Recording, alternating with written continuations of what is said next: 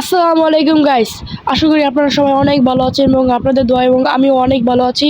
তো আজকে যেতেছি আমরা 3 বন্ধু আসর নামাজ পড়তে বিকালের। তো ওরা বলতেছে সামনে পানি, এজন্য একটা দেয়াল পার করে যেতে হবে।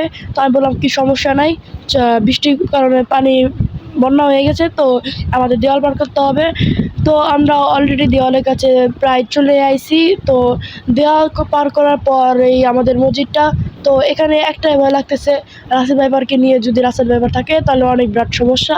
তো এখন চলে যাবো একবার ডিরেক্ট মসজিদে। তো মসজিদে আসার পর অজু টজু করছি, অজু টজু করার ভিডিওটা নিয়ে নিই। তো ওরা আমাকে অনেক রিকোয়েস্ট করতেছে একটা ফানি ভিডিও বানানোর জন্য। তো আমি বললাম হ্যাঁ বানাবানি, সমস্যা নাই, কিন্তু এখন আর ভিডিওটুক নিব না, কারণ অনেকেই খারাপ বলতে পারে। এজন্য একটু পরে নামাজ দাঁড়ায় যাবে।